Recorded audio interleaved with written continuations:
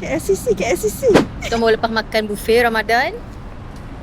Sekarang ni kita nak cari Air. Sebab macam haus. Something refreshing. macam lemonade ke? Lemonade ke Chagi ke Beauty? Kalau buka lah sebab sekarang dah pukul 9 lebih. Tengok dulu. Yang mana buka. So kita dah nak balik dah. Dah kenyang.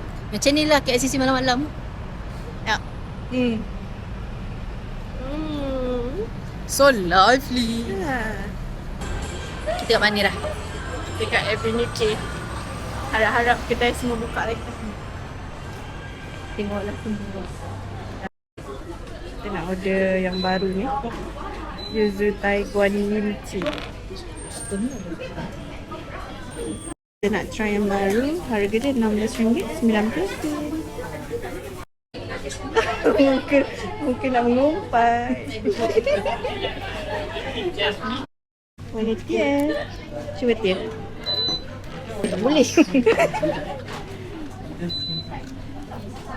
Okay. Dapat apa? Love and prosperity away. Oh, tu je lah. InsyaAllah. Oh, amin.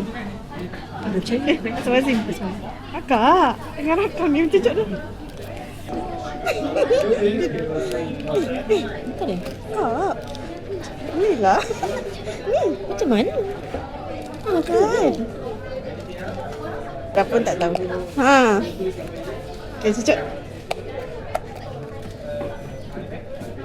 Memalukan guys, memalukan. Oh, Angka marah. Okay. Bismillahirrahmanirrahim.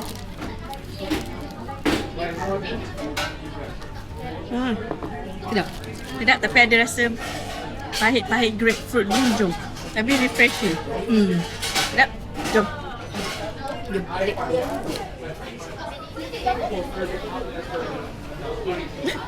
Mana LRT? Mana? Oh, kan.